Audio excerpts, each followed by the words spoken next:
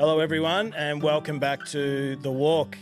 This week is a conversation that is a little bit different.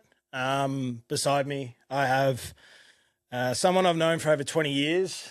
It's been a long time, and it's not just me having another guest on, it's me actually having a mate on, which is something really cool. We've gone through a lot as mates in our younger years, and then now moving into parenthood and adulthood.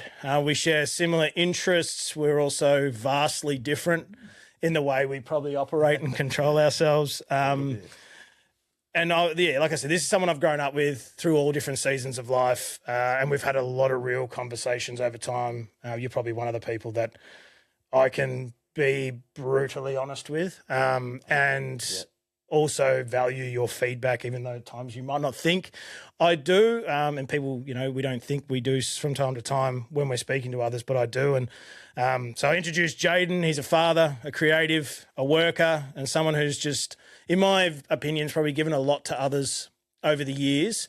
And I suppose I'm starting to sort of see the shift in you probably giving more to yourself and your time in your family. I think once you become a father, you start to give a lot of time to the important things. You start to notice what the important things are. So I just want to say, this isn't an interview. This is really just a conversation. So thanks for being on, man. Mate, thank you for having me. This is awesome. I'm happy to be here. First podcast experience, and it's special to be with you for the first one. Well, it's nice. I've had I had Martin on, I've worked with Martin over the years. I had Aaron, the dad coach, which is a cool thing because I'm sort of trying to get into that space and understand why fathers, I find, not just our age, but I suppose many other age brackets, are so burnt out and exhausted. So it was nice getting a bit of insight from him. But to have a best mate on, is so cool. I think long time friendship, man. A very long time. I think it was the uniform try-on place at high school and before the first day of year 7 we met. Your mum spoke to my mum, and then you and I were both trying uniforms on, and then we started talking, and then we ended up just sort of naturally moving into friendship. Right. I remember first day year 7, I was saw you there, and I was like, oh, that's the guy from the uniform shop, immediate friend, you know what I mean? There was that familiar face, and I was like, perfect. Well, it's nice to have that connection, especially in those younger years, because you think it's daunting, man. You go from primary school, and I don't know how your experience with school was, but I sort of moved around a fair bit, being Queensland, then New Zealand, then back to Victoria, and so you don't really feel like you've got a solid group of friends. Probably towards the end of primary school, I did, but then it just felt like when I met you, I think back to that time, a lot of the times when we're hanging out, I'm just felt like, oh, that's one of my people. Yeah. You know what I mean? It wasn't forced. Absolutely. No, it was just real natural. I think, it just occurred just the way it did. And it was all right, perfect. Got a familiar face. Yeah. Off the jump, and here we go. So yeah, it was cool, man. And then obviously throughout the years, we've remained very close mates, to the point where my wife is your cousin, you're and your partner is my wife's best friend. So it's a very weird sort of, not weird. It's actually a kind of cool dynamic because it's four best mates. It's unreal. But obviously we both have kids now, and it's beautiful to see them hanging out. Even though Sol's probably not the most welcoming at sometimes, he's the best, man. He's the best. Just seeing him warm to, I suppose, your young one, and just it's I don't know, it's just a beautiful thing to see. And then obviously seeing the two of us going, fuck, we went from being young and reckless at times, stupid, partying, whatever. Now it's we're talking about what's in the food that we're feeding our kids. You know what I mean? And how times have changed. 100%, man. The best though. So I thought we'll kick it off, and I mean at any time share any story you want throughout this chat, whatever. But I just wanted to sort of tap into, I suppose, what's life like for you right now? Life for me now, it's an interesting dynamic. I would say, obviously we have the juggle of work-life balance, but at the moment I'm trying to focus my time on being the best provider I can be. For the girls. Yeah. So for those that are listening, I've got a daughter. She's 2 years old, or 2.5 actually. And yeah, first child. And then a partner, Hannah, as well. And yeah, they're my world. So just trying to work as much as I can to provide for them, but then also find the balance, of being home, being there for them, spending the time, doing family things. So yeah, not a whole heap of the creative side, which we'll get into. Yeah. At the moment, it's a lot of focus on work and building probably towards like a better future. But yeah, that's probably how it's looking at the moment. Yeah. Well, that's I think there's like a shift when, and I was talking to like Shan yesterday, my wife, and her and I were talking yesterday, and I was like, there's such a shift I feel like in us as men where we don't value the time we've got when we're younger. I don't think anyone does. But then when you're sort of thrust into parenting and then no one prepares you for it. Like you have every Tom, Dick and Harry tell you this and that and why don't they have shoes on when it's winter and they're running around and it's like, just fucking shut up and let me do my thing, right? And it's all from a place of love. But I feel like there's a massive shift in us, especially nowadays where we've got so many tools in our hands and blokes like you and I who are creative people, all of a sudden we start realising that we probably should have backed our ability a lot more when we were younger. Like I think back to footy. Like we were both good at footy. I mean, like I kicked probably about 30 goals on you. But I mean, apart from You wouldn't be the first one either. but I mean, all jokes aside, like from that point to now, like I always think back to like, those days of sport, like we were so passionate about it. All you want to do is play AFL. Yeah, that's it. And then you think it's always going to be there and it's not. And then I really admire the guys that we did play with or against who did make it because they grew up pretty fucking quick compared to how we grew up. Yeah, I mean, once you get into, I guess, like the professional sports system and things like that, like the level that it would have to like pull you up to be at that standard, like is probably, something that we wouldn't know about until you're in there. But I know what you're saying, especially like, when I was younger, I banked on either playing professional sport, like, playing like footy, whether that was at an AFL level or a VFL level, that was a goal, or being a professional skateboarder. So my kind of early days were like, oh, I'm not going to be working my whole life like that. I'm going to be doing something that's like a dream job like that. So I suppose, there comes a time where you do realize like, oh, okay, so maybe that's not working out how I expected. Like what's the shift in how am I going to move into like, the next thing, which is cool, man. Like I guess it opens you up for growth and it forces you to explore different like avenues and options, I guess. I think it's that thing of like, I now understand why. I mean, it's a weird one. Like I don't understand why some people just like sort of settle down, but I do understand it. Like someone like me who, the music stuff, the DJing stuff, the wanting to be the best version of himself, probably putting too much pressure on myself. But that's just because I feel like you're destined for something more. But I also understand why, say, our fathers, our parents sort of settled for those mundane, cushy jobs. Because once you have a kid, like, fuck, man, nothing else really, like, you feel so guilty prioritizing yourself, but when really you probably should be prioritizing yourself a little bit more. Does that make sense? It does. It's a fine line, man, because you want to be the ultimate provider. You want to have that security for your wife and kids. And at the same time, you're probably craving and yearning for your own, I don't know if gratification is the word, but like fulfillment maybe in work and like hobby life, I suppose. But it's safety when, our parents, that generation growing up, like different time, like they didn't have the options of, social media and connecting and like having the ability to make money online and things like that. Yeah, to network, you had to go somewhere to network. Face to face kind of thing. Yeah.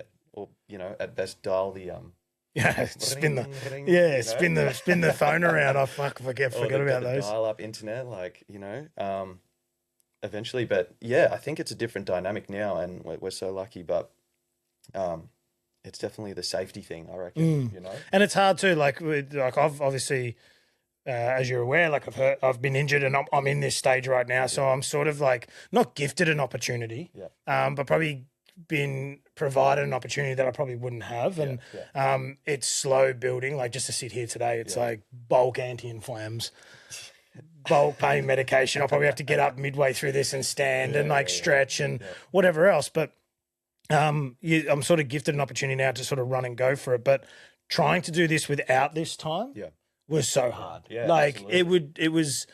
it was almost too much. Like it were, you know, like you and I would speak a lot of the time. Like I was living obviously down where we were previously, and like so I'd barely see you, but we'd always talk, and it always just felt like time was getting away from me. And then when I'd speak to you, it was kind of, and you might not think it, but it was very reassuring to hear that it was feeling the same for you, because when you're in that, you feel like it's just you. Yeah, it can get lonely like that for sure. But I think that's the important part of reaching out to your friends and having those chats. Like, you know, we do, you know, chat on the phone every couple of weeks at least. And, you know, I've got another, like a couple of mates that I'll call on the phone. I don't like to talk to everyone on the phone, to be honest. Like, you know, I'm a text guy for sure. But, you know, for yourself, and there's another couple that I'll always chat on the phone with. And it's good to just tap in and see where they're at and, you know, check in on them and, you know, have that back and forth. Like, oh, how's everything going? Like, you don't even need to, you know, really have a specific agenda to talk about. It's just like, you know, what's going on? Which like, is how's the weekend? Which is pretty much what we do. Yeah. Like ours, sometimes it would be like phone tag for fucking 3 weeks. And then one of us will get through. And the thing is, like, I understand that being a parent. People who aren't a parent probably don't get it. Then, like, but for me, like, I've said that to you over the years, like, if anyone treats you any different because you now don't have the time for them, well, then that's their fucking problem. It's not ours. Well, that's it. But I do value, like, it's so nice, like you said, checking in on people and having those conversations purely for the fact that it's refreshing. For sure. Like just and it can almost be inspiring. Like there's times where I've spoken to you and I'm feeling like I don't want to do my music anymore. Fuck this. It's not my path. But then I talk to you and it's like, okay, he's still trying to do it, or he's still making the time. Sure. What's going to stop me from making the time? You know? And I think it's cool that we kind of collaborate and do it together. A lot of the times it's like if we're heading to a music studio or we're heading wherever, it's not just like a selfish, and if it was no judgment, but it's not just a thing of like, I'm going, it's always like, I'll say to my wife, I'll go, oh, like Shan, I'm going to go to, you know, say Marshall Street, shout out Marshall Street. But I'll say I'm going to head there and then, but first thing is I'll say to her, I'll just check with Jayden what's a good time for him to come. Yeah, no, appreciate that. Purely because it's like, one, we get to hang out, which I feel like you don't get to do a lot of. Exactly, make the most of it. Exactly, yeah, when you become a parent, but also the thing of it's just nice having someone else in your corner with similar interests who likes doing the things that you do, and you learn and all those things. I mean, I value our friendship. Likewise, brother. Heavily. Absolutely. You know, and I've only got a few friendships that I do value. The rest I've As sort of time goes on, the circle, you know, stays small. I think it's good, you know. But it's important, man. Like nearest and dearest type thing. But I just want to touch on what you just said about, you know, tapping in with each other. I feel like sometimes if you might be down in the depths about something and being like, oh, I'm not feeling inspired about music, you know, like, oh, just over it, need a break, whatever. You know, it's again like that support role as a friend. I feel like goes a long way. That's like when we chat, like I'll always try and say, dude, like get into it, like have your breather if you need, but then like get back into it, like dive in fully, because it's one, super talented at it, and appreciate two, it's so pivotal to have an outlet, not only as like, you know, outside of work, but outside of fatherhood and stuff like that. You need something there, like a hobby and an interest and all that to almost keep you sane. Like you know, it's necessary, I feel, you know. And so even if it's like I'm not feeling inspired, like I love like chatting to whoever, or someone might send me a text or something, and like it reignites that flame inside. Oh, 100%. I'll see you drop another track or something, and I'll be like, oh, awesome. Like, you know, maybe I'll get into this avenue, or, you know, whoever it may be. But I find using the network that we have, the connection with our friends, you know, to continue to inspire each other is amazing. Like, you know, everyone that I'm friends with inspires me in some way. Yeah. You know what I mean? Yeah, I agree. And the thing is, though, it's probably the stuff behind the closed doors that we don't see for the other person. So, like, while it's beautiful to hear, you say like super talented, and I appreciate all that, and I think the same for you. But it's the juggle behind closed doors, like the mental battles that you face, and now you're facing them being a parent is extremely hard. Like the guilt. Like I always have this level of guilt every fucking time. I like even probably this podcast not as much because I've had a lot of time at home. Yeah. But when I didn't have a lot of time at home, it was like, is that the best use of my time? Yeah. Because those questions creep in. Because you're like, I've worked 60 hours this week and a Saturday, and on the Saturday night I'm going to a studio with Jayden. Is that the best use of my time? Yeah. Because I haven't seen Soul, I haven't seen Atlas, haven't seen Shan, barely at all this week. She's so supportive, but then at the same time, it's like, what if she's just trying to fill my cup? Like, what am I doing? And I go down these like rabbit holes so fucking quickly. And that's something that I have to work on and I am working on all the time because I kind of always feel like I'm always letting someone down. But by having that mentality, I think the one person I'm letting down the most is probably myself. I was about to say, like, you probably, which you would know, probably be too harsh on yourself. At times, you know, I feel like you could be a bit easier on yourself, but it's a balancing act, man. And I think it's like one of those things that's like always going to be like that. You know what I mean? Like you're always going to have to find the time for yourself, and you're always going to have to, you know, prioritize family. So yeah, it is hard, especially when if you're doing 60-hour weeks, man. Like that doesn't leave a lot of fucking time to do anything. And that's what you know what I mean? Like you feel like, and then there's this thing that's always sat with me, and I read it a long time ago, and it was like weekends and after work hours are your child's childhood. True. Yeah. So their childhood isn't, you know, obviously it is their day to day, but their actual childhood is when the family are together and doing stuff. Yeah. So that's always sat with me. Yeah. And then like having our journey that we've had, I'm like, I know how precious time is. Yeah. Like I understand how precious time can be. Like working with this, we're even working with this coach at the moment. Like, she was like, you're juggling so much. It's a lot. And she goes, the thing is, she goes, a lot of the people who come to her are like 50. And they've worked for 40 or 50, and they've worked for 20, 30 years, 40 years in the same industry.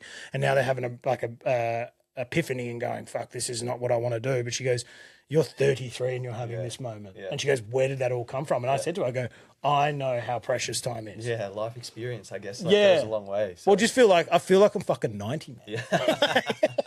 Do you know what I mean? Like physically in the body. Yeah, like body, like mentally, like, and it's trying to probably answer a lot of life's big questions. Old soul, maybe. Yeah, but it's trying to answer a lot of life's big questions that I don't have the answer to. But I'm trying my best not to turn myself batshit crazy trying to figure them out. Yeah. No, I think it's a good thing, you know, to have that curiosity and ask. You're self-aware, dude. That's like you're going through this whole, like, I've seen a change in you, you know, over the past few years, from, you know, where you were to where you are now. And I've seen, you know, like this, you know, your personal growth like happening and the change that you're implementing in yourself, and credit to you, bro, because it's awesome. I've seen a positive change, which has been great. But I think that's those questions that pop up, dude, like in life, like, you know, whatever, not like what is the meaning of life type thing, but in the sense of, you know, it could be day to day or questions about time management and things like that. I think that's great for personal growth because though you might not know the answer now, keeping that in the forefront of your mind probably will get you there at some point, you know? Yeah, it's just not losing. It's just not losing you.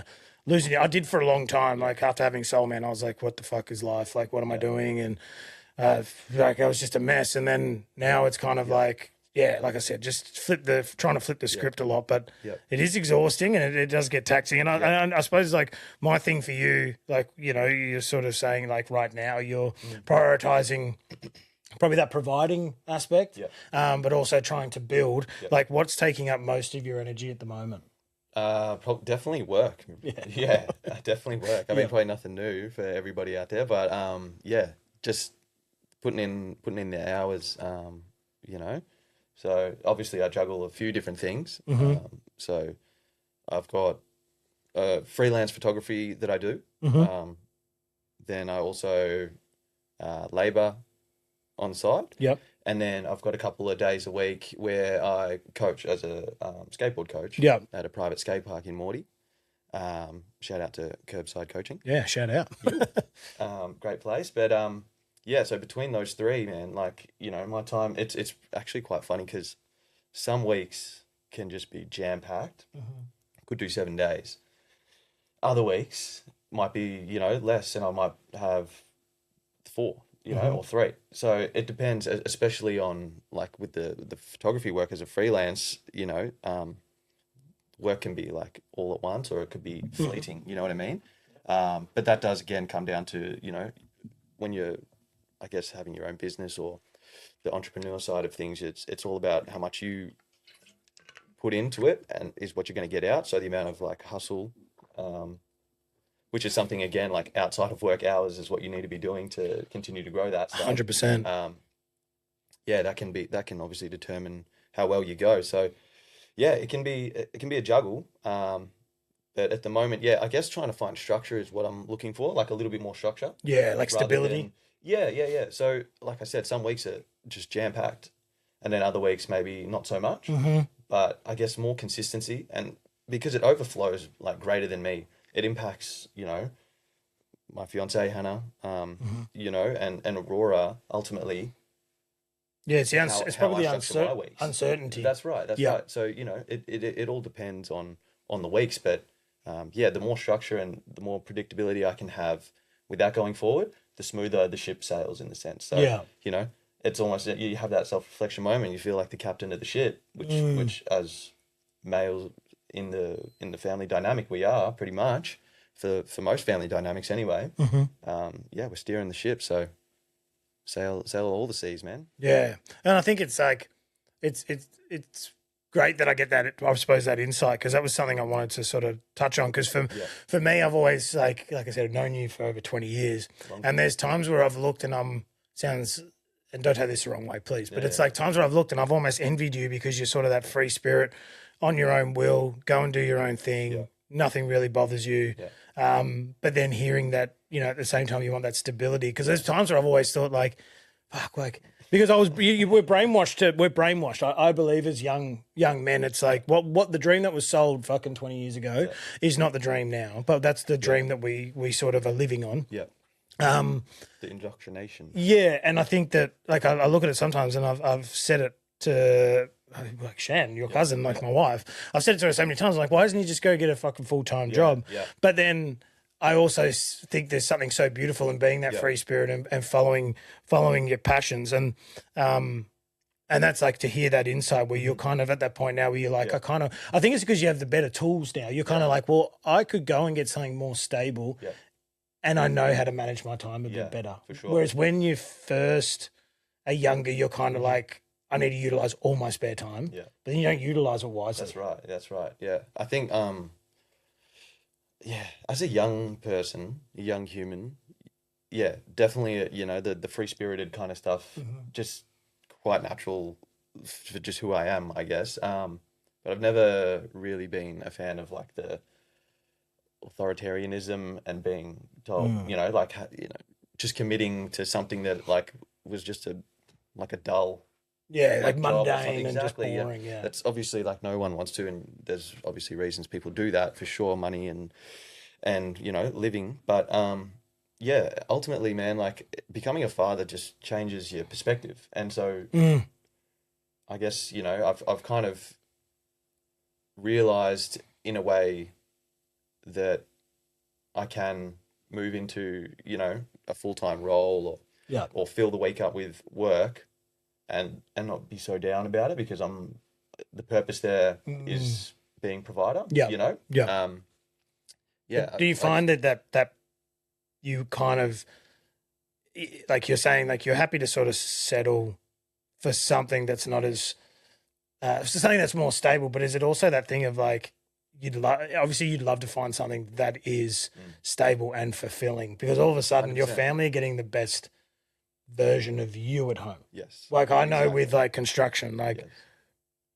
I'm grateful for every single person that has put me in the space of and put me in the rooms with the right people in the construction space to get to where I've gotten to. And obviously our dynamic, I need to be, and you know all this, like I need to be chasing a certain amount of coin, which because we only have one income. So that means that like there's no one to box me out of my corner. It's fucking just me. And I've always had to chase it, which means leadership roles, which then in turn means more responsibility. Like there's so many factors to it, I suppose.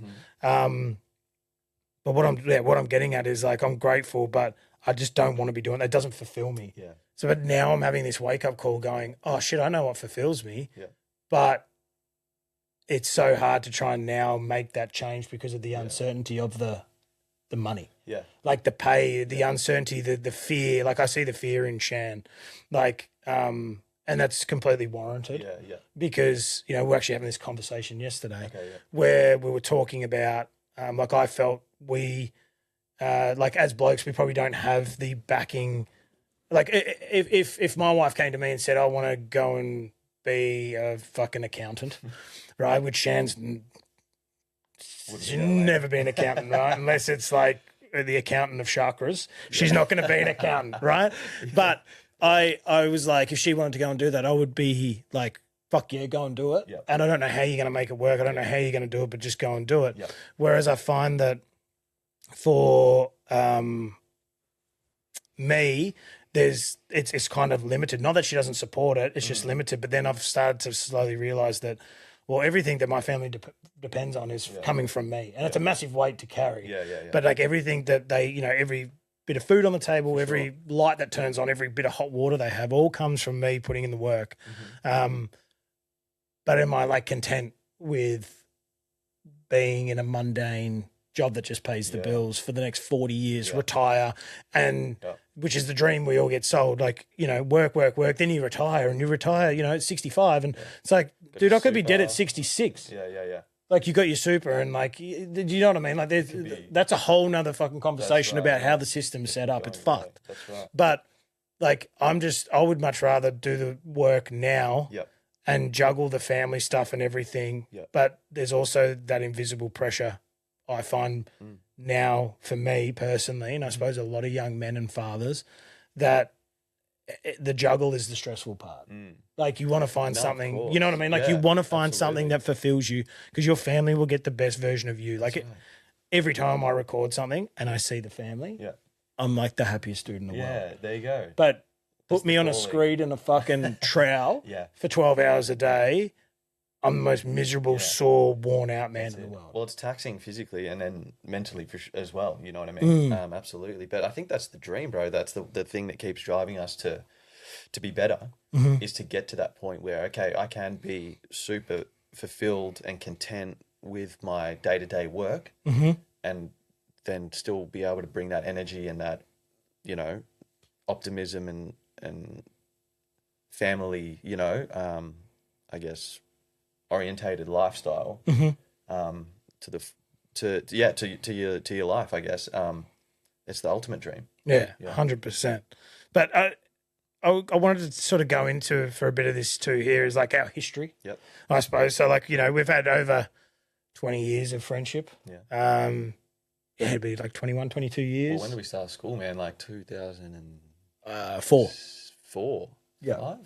Yeah, something like that. Yeah, something like that. Yeah. So it'd be like, what's that, 21, 22 years of friendship? Yeah, holy moly. And we haven't really had any issues. No, bro. We had like one. I remember we had one, and it was when you're young and dumb and you're a bit of a dick, which, you know, in episodes prior I've spoken about, I was a bit of a larrikin, whatever else. And I used to say things really, really unfiltered. I used to say things and, it's what it is. Who cares? And we had like one, and it wasn't even like an argument. It was just like, hey, bro, you can't say that. And I was like, yeah, you're right. But like, I still fucking said it. Yeah. Like, But I suppose like, I mean, how do you you? weren't lying, but it was more so like No, it was just a it was uncalled for. Now being older and mature, you kind of think, you know, like I judge someone on how they looked, and I shouldn't, because now my son is judged heavily on how he looks, and I always think back to these moments, especially when I was younger. I always look back and I go, fuck, man, like there were some people. Not that I was a bully, I got bullied, but I look sometimes, and I think my thing was like humor.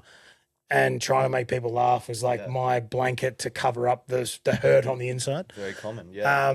But I think back and I'm like, fuck, like you know, like we went yesterday to Fed Square, and it's like just eyes on us the whole time. There's school groups coming through this. So anyway, like with all that stuff, like 20, you know, like I was saying, we haven't had many arguments over the years and stuff, but what do you think, I suppose, has changed over the years? You know, when I suppose from the younger years to now, maturity wise, shift in priorities, like what do you think's been the biggest change?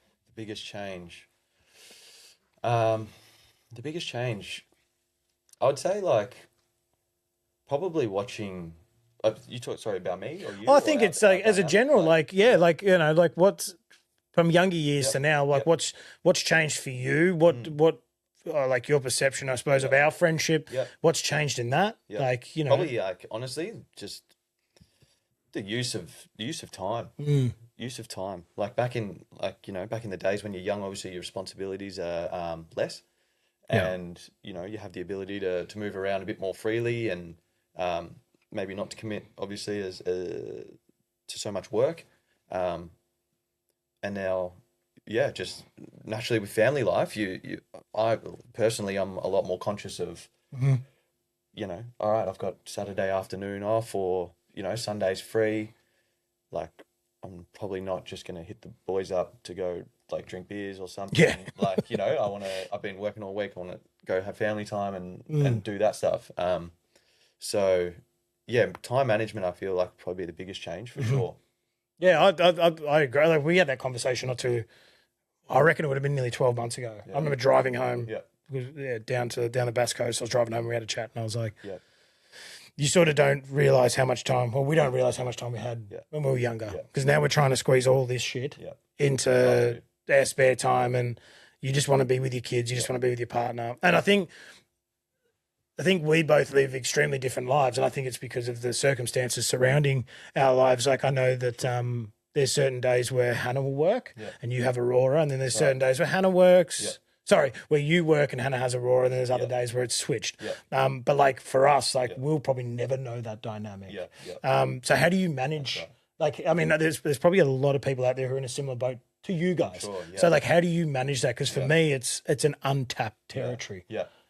Yeah, I mean, to be honest, like it's all about, I guess, communication, for one, and then, like we were just saying, the structure. Finding structure definitely helps. So, for example, like a Wednesday currently is my day with Aurora, and then I'll coach on Wednesday nights from 4 p.m. And Hannah will work up until about 2:30 that day. Okay. So we'll do a swap over in a trade. And then. I'll clock in at 4 and coach. But, you know, there are those times where other people will call and say, hey, can you work? I've got work on Wednesday. And you do feel like a sense of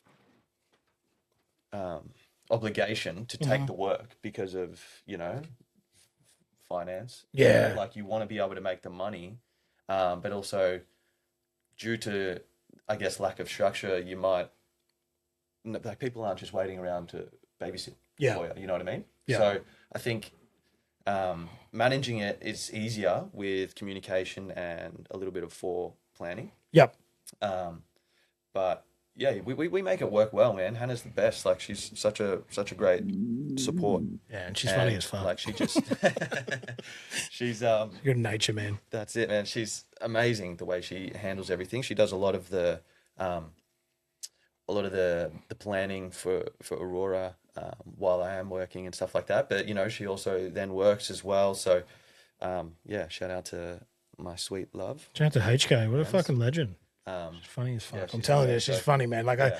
I say, and like, and she tries to do her own business stuff, Yeah, she which is does. flow your Flow Your chi. Chi. Yeah, There we yeah, go. yep. Give that a shout out as well, because I Yeah, see her, absolutely. and probably she's trying to, from what I can gather, ramp things up now. And She's been smashing it, man. Yeah. Like this is the thing. Like she inspires me too because she'll be a mum, you know. So which is a full she's time that job. like it's like the ultimate sacrifice, dude. Like you know, she's there. She's been mum, like 100% of the time, and then as soon as she gets a moment of free time, it's like she's got laptop out or she's in the you know on the books and doing her thing to again like create this business for her to again like build towards our future, you know. And it's inspiring to watch, and that it makes me reflect too. And like we've had conversations in the past as a couple, like, hey, how's your time use looking? Because like I'm doing this, and as a father, naturally, I feel like there's less demand for us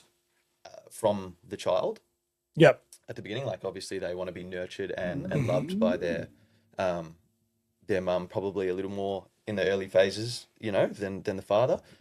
So, you know, that leaves me with more free time than Hannah would have, right? So it's made me have to reflect and go, oh, okay, so all your free time is going towards building this. You can't just like dilly-dally around and like fluff about. Although there is important times for just downtime and presence and, you know, relaxing, absolutely. But it does make me also then have to be more proactive with my time too. Okay, so Yeah. I can't just sit on YouTube or whatever, you know what I mean? So it's like, all Yeah. right, let's hustle. Let's look at the You're next almost trying to photo fast walk track your development in the thing that you enjoy. yeah, of course, exactly, Yeah. exactly. It's trying to okay. So the more work I do now, like hopefully, the more fruitful it becomes later, and then and that becomes easier down the line. So yeah, she inspires me to just use my time better. Yeah, that's awesome, man. Yeah. And when you stepped into fatherhood, Yes. um, there's obviously, which we spoke just before starting this about, there's sort of being a shift, and early in the conversation we spoke about a shift where you really want to back yourself and Yeah. and do all that sort of stuff. But like, what was it like for you becoming a dad? Like probably starting at like the initial emotion of Aurora's here, or no, let's go even further back. Like you know you're having Yeah. Okay. a child. Yeah. It's like, how was that? Because I know for me it was a massive contrast between how I felt when it happened and then during the birth. Yeah. For both the boys. So yeah, like what was it like for you? Man, it was life changing. I feel like even before they're here, like when you find out the news, like boom, like a click, like a light bulb kind of goes off internally. Did for me, and yeah, I guess I was just immediately reflecting on what I was doing, where I was going, the person I am, who I want to be, and what I can do to make the best home environment for this child that's coming. You know what I mean? And then obviously you want to be the best support role as well for mum. Yeah. So excited, overwhelmed, but then that feeling goes away, I think, as you're getting closer, in a sense. It might come back a little bit too as you get really close. You know what I mean? Like you go, oh shit, it's really coming. real. Yeah. We're like a day out. But yeah, it's mixed feelings, man. All I feel like quite positive. But just an exciting journey to be bringing a child into the world. It's something that The privilege. truly, man. Like so lucky, so blessed, and blessed to, you know, just have a healthy child, man. Like it's just so lucky. So, I think it was really exciting. And then, like I said, these light bulb moments that went off, man. Like I just realized that I wanted to be healthy, strong, fit, conscious, and all that stuff made me like I changed my diet because it's wild, eh? of Aurora's, you know, like coming into the world. Yeah, like for those that don't know, like I used to eat a vegan diet for like 8.5 years. A long time. I still remember that. Yeah. Hard to forget. Yeah. But you know, with her coming into the world, it made me, reflect on, okay, like, so, all right, how can I be the strongest? How can I be the healthiest version of myself, Yep. physically, and then also like the mental side of it too, like making sure I'm checking in on myself. I guess yoga and meditation and things like that help. Yep. But yeah, change my diet, which I feel like it made me think like, okay, how's like I want to have longevity here for her. I want to be able to be a dad that can, if she wants to kick the footy or, go for a bike ride and things like that, like I want to be able to be there and show her that, go for a skate or, eventually get her into, surfing and stuff like that. Yeah, I want to be there for that. I want to be able to do that and not struggle. So that really changed. That made me kind of like kickstart a fresh slate for physical change. Yeah, I think it does. I think it's like you get the initial like, fuck, this is what we wanted and it's happening. Yep. Then you get all the excitement levels. And then as that time gets closer and closer, because you think like in the scheme of it, you're like, fairy tales, textbook birth, 9 months. But you soon start to realize that it could happen as early as like, there's some people I know, I've read things where they've had them at like 12, even like we had Sol 37 and 1. So 37 and 1, yeah. 30, Shan finished work on the Friday and on the Saturday morning, because I was like, she finished work, she was like, I'm going to finish a week or 2 weeks before Sol comes. Yeah. Finished on the Friday, Saturday morning woke me up and she's like, I think my waters are broken. Yeah. And I was just like, and and so like I had all these things leading up that I was like, I'm going to get healthier. I'm going to get this. I was smoking heavily at the time, working in the mines. I was just chugging darts, and I was just like, oh my goodness. I'll stop all that when Sol comes. And then I remember she said her waters are broken, so I like went inside and I'm like, fucking, all right, like, and we were at Steve and Clara's, her parents' house, because we just moved back from Kalgoorlie. Yeah. So I've gone up and they're in bed and I like knocked on their door and they're like, yeah. And I'm like, I just said, Shan's water's broken. And then they're like, okay, what do you need? I'm like, can like, Clara, can you just go see her for a sec? She's like, yeah, I went out the front, man. I just chain smoked like 5 darts because it was that initial like, oh shit moment. It's actually happening. You just had to take a moment for yourself, dude. Yeah. But what was it like, once Aurora did come into the world, like how was that initial experience for you? Man, honestly, like, really smooth, like very lucky,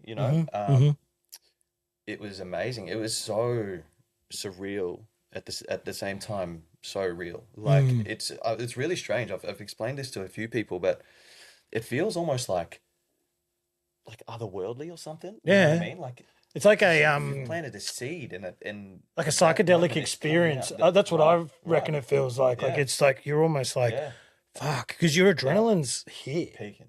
Yeah. And you can imagine what Hannah's adrenaline and Shan's adrenaline's for sure. Fucking here. Yo, shout out to women that give birth. Yeah. Holy moly.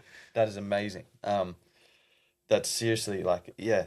So I guess, again, Hannah had a smooth birthing process. Not to say it was easy, but we're quite lucky in that sense. And, watching Aurora actually come out was like indescribable. Like just crying straight away of just tears of joy. Like this is like I was like, wow, this is my child. You know what I mean? It's pretty cool. It's amazing, dude. Like yeah. I definitely like. Obviously our journey was fucking hell of a lot different, but with Atlas, even then that was different. Yeah. Like Sol was a normal. Sol, the whole pregnancy with Sol was normal. Yeah. The scans were all normal. Yeah, I remember. Everything was fine, man. Like, Shan was like a fortified fucking athlete. Like she had 6-pack and, she's always looked after herself. Like she was, and they're like, she's, 6-pack Shan. Yeah, 6-pack Shan. Shout out to 6-pack Shan. But they're like, she's happy and healthy. The baby looks happy and healthy. And then like, I've never felt more deflated when the night of his birth. Yeah. And it's something I still don't deal with very well. Yeah. But with Atlas, the build up to him being born was fucking chaotic. So Shan kept having all these like bleeds and like heavy bleeds. Like I remember it was Sol's birthday. And it was like, she would have been like 32 weeks pregnant, maybe 30. Yeah. We took him to the zoo and we got home. We drove all the way back to Dalston and we're having dinner. And she's like, remember our house, how it had that island bench in the kitchen? Yeah. So she's sitting on there, she's eating dinner. I remember it clear as day. And she's like, oh shit. And I looked at her and I was like, what? She goes, and she looked down and I was like, don't, like, you're 32 weeks. Like, if it happens, it happens, like, whatever. Yeah. And then she stood up and there was just blood everywhere. Wow. And I was like, what the fuck? And then, so that happened, took her to the hospital. They couldn't figure it out, whatever, all sort of sweet. I went then to work. And then I'd started with like a new company. And I was meant to start earlier with him, told him about the bleeds. They said, just take a few days, like do your thing, like no stress. Like he's an amazing guy, that my old boss, Simon, like fantastic bloke. Yeah. And then I was like second day on the job. She calls me. She's like, it's happened again, but they're sort of rushing us to Dandenong. Wow. So they drove, the ambulance picked her up, strapped Sol to her so he could sit on her in the ambulance, drove to Dandenong. So we had to like then pretty much stay at, like I had my mum come and grab Sol and whatever else. So there was all these things sort of happening over the weeks leading up. Yeah. And then Shan was like, she'd had another bleed at home. And I remember it was a really bad storm down our way. Okay. And Steve and Clara were at the island, Phillip Island. They got their house there. They were at the island. And we're calling. Shan woke me up, so he tapped me and goes, hey, it's happened again. I'm going to go to Wonthaggi Hospital. Yeah. So she went to Wonthaggi Hospital and I had to call Steve. Steve's trying to get to our house. It was like a scene from a movie. Trees down over the road, can't get there. It's got to go the long way. I said to him, I just need you to take Sol so that I can go. And I backtracked to the first bleed she ever had. I did not handle it well. Wow. I was like... Side of blood? No, the blood fine. Okay. It was more that thing of after what happened with Sol, I was like, don't tell me again. Yeah. Like, don't tell me this, because I was nervous the whole way with Atlas coming. Yeah. And I was like, please don't tell me. Rightfully so. Yeah. Like, that's so allowed to be like that. Like, yeah. And I was just like, don't let this happen again. Yeah. And I remember I called Steve and he was in Tullamarine and I was in tears and I'm like, I need you. My parents were away. I called him. I said, I need you to come here. Shan's bleeding. And he's like, what happened? I explained it. He goes, we'll be there. And like, to his credit, man, they left, drove home, quickly picked up their little dog Harley, and flew down to us. Yeah, but yeah, so then when it happened the third time, she said, "Oh, look after Sol, call Dad." So I did. Steve came. I said, "Can you just watch him?" We don't like having TV on in the house, but I was like, I don't give a fuck if he watches 8 hours of TV today. Can you watch him, and we'll sort out whatever else. And then went to the hospital. We were there. And they were like, we're going to keep you, but what we're going to do is we're going to have to induce you because like we don't know where these bleeds are coming from, blah, blah. And they said, we'll induce you so that you can have a normal birth. And I was like, oh, cool, this is happening. Yeah. It's happening again. This is all good. The Atlas was fine. Yeah. And they said, but if you bleed again, we're going to have an emergency C-section. Like that's no ifs or buts. Okay. And then we're there all day, all night. I stayed with her. Yeah. And I remember laying on the hospital bed. We fell asleep in the room we had, and then I woke up and I was like, Shan's not here, and then she's like, I could hear her going, Jake, and I went in and there was bleeds again, and it was literally like 4:30 in the morning that happened, 5:30 in the morning Atlas was out. Whoa, just like that. And it was wild, man. It was literally like, Shan, we are going to have to give you an emergency C-section. They called everyone they needed to call. Everyone came, and from like, I just remember I was shitting myself, man, because the first birth I didn't shit myself. Yeah. I hadn't prepared myself for worst case scenario with kids. Well, especially when you've thought the whole process is like going smoothly. Well, I'd prepared myself for a textbook fucking birth the first time. Exactly. And so like, but then with you saying like when Aurora came, you were overcome with emotion, and I can relate to that when Atlas came because he cried and Sol never cried. And never, ever have I felt a bigger sense of love. Oh. When you see your kid? Yeah. Yeah, bro. It is unfathomably large. Like, yeah. You can't explain it to people. It might be different for other people, man. Like, I think I've spoken to a dad in the past who has said that like he was just, there was no like immediate connection. And again, like circumstances were a little different in that for him. Mm-hmm. But for me, man, I was just like, holy moly. Like it was just like my heart was just pouring out with love. But like it felt so big, like, you know? And I was just like, wow, I've never felt anything like it. Yeah, and it's you stay on like cloud nine for ages. Oh, dude, just can't pull the smile off the face. Like 100%.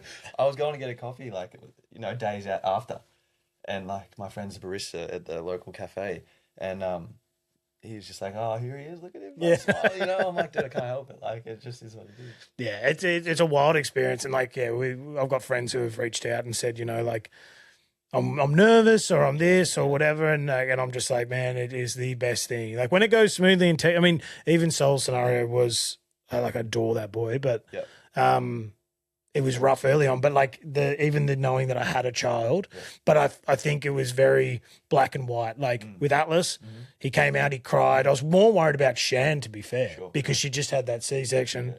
And whatever else, which is, it's like they class it as a major surgery. They're cutting you open. So, like, I was more worried about her than I was him because he came out, he cried. I got to cut the cord. Like, I got to do all that with Soul. I didn't get any of that. Like, he was literally came out not breathing, fucking 4 million people working on him. And then he was put in a little incubator. We saw him for 2 seconds and he was gone.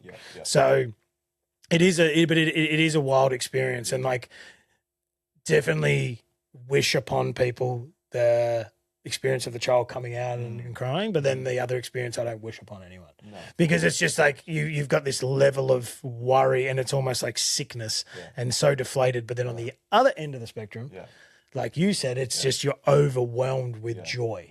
You are just overcome with so many emotions. And like honestly, I wouldn't know anything else, from my experience. Exactly. So, like, it's unique to everyone, I think. But yeah, absolutely. Like, it was incredible. What surprised you, I suppose, or what has surprised you and continues to surprise you so much about fatherhood? I guess, man, like just new challenges. There's nothing. There's not. At each point, you think like you got a grip on like what your child might be doing. They level up, and they like kind of go again and hit another form of development, like cognitively and or physically, whatever it may be. Well, they start setting boundaries. They start telling you what's up. Like, you're like, "Hey, Dad, stop." I'm like, "All right, yeah, all right," But it's just an ever evolving thing, which I think I guess like you kind of know, but you're not really like sitting there ready to expect it at every point. Do you know what I mean? I think it's something that it naturally evolves into. But I think the change from when they're say 6 months old or they're a little bundle, and you're just holding them, and then you do tummy time, things like that, to all right, now they're crawling, walking, grabbing things, putting things in their mouth, making sounds, making noises, trying solids, and then teething. Yeah, exactly. And then you're going into, all right, if they're eating food, then what are they eating? So it's just a constant unfolding the new things. Yeah, like you unravel so much, don't you? In such a short amount of time. Yeah. It's like almost. I feel like it's almost like every 2 weeks to a month throughout this journey of Aurora being 2.5. Like every 2 to 4 weeks is something new. Doing something new you've got to adapt to, and like it's one of those things that you if you're doing like you've only got one. Like when Atlas came, it was a lot easier. Purely, but actually, in saying that, I'll correct myself. Actually, it was a lot easier to a degree, but a lot harder because Soul was very much like if you said no, he just wouldn't do it. Right. Atlas will walk over knowing, and he'll look at you and go, no, and then he'll still touch it. And I'm like, bro, like, not to do that.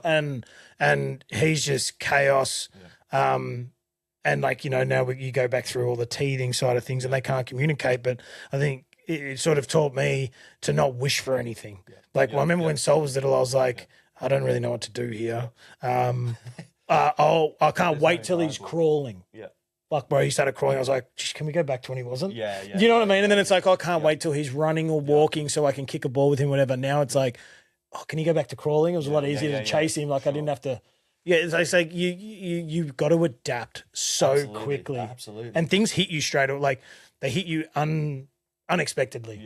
Like I'm sure you'll see it with Aurora. There'll be things that she does, and you're like, where did that come from? Or why'd she say that? Who'd she learn that off? Well, we're going through that right now, man. Like at 2, as soon as she hit that 2-year-old mark, I feel like those things start popping up. Like, oh, she's saying this, she's doing that, and I don't know, like, I don't have another child to measure off, development wise, but yeah, at 2 years old, like the way she's talking and saying things and stuff like that is just mind blowing, man. And yeah, it's funny, they make you laugh so much. They make you, they say the funniest stuff and like the cutest things, like, but then also they can frustrate you the most. Oh, you know what I mean? So you've never been funny... you'll never be more exposed. Yeah, yeah. Do you feel like that? Like your emotions are never more exposed right. than when you become a parent. Oh, dude, you fully have to. Well, I have to fully, Rein it just in.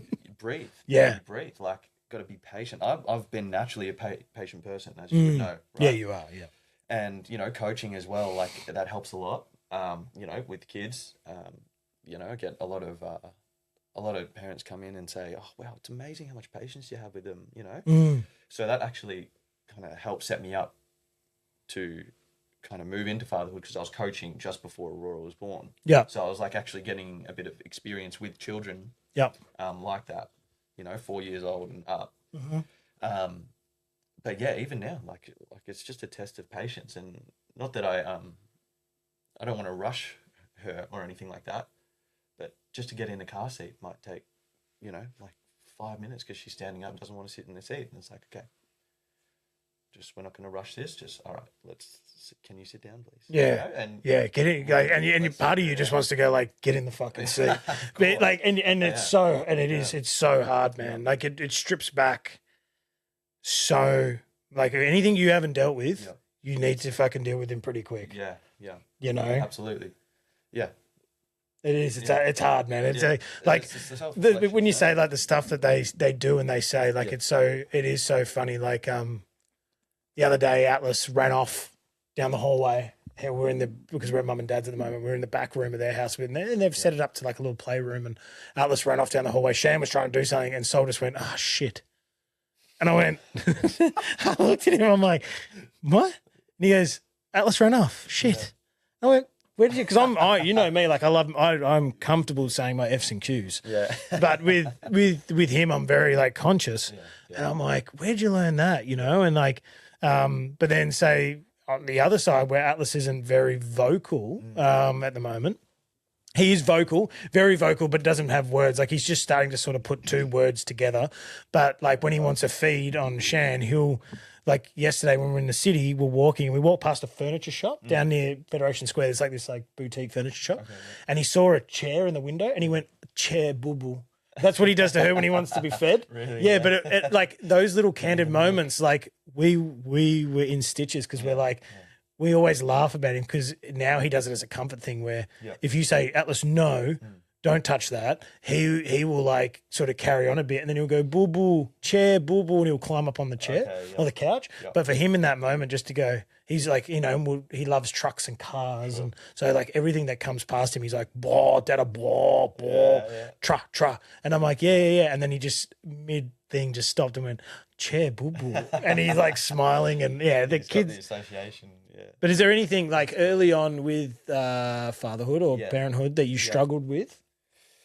Like if there was anything, you might not have. Yeah, but... no, dude, I'm just trying to think back. I mean, honestly, it was like we're really lucky, man. Like I've had a pretty smooth run with it. I didn't really have any like adversities that I had to face with that adjustment. No, I guess just trying to be the best support role for the mum.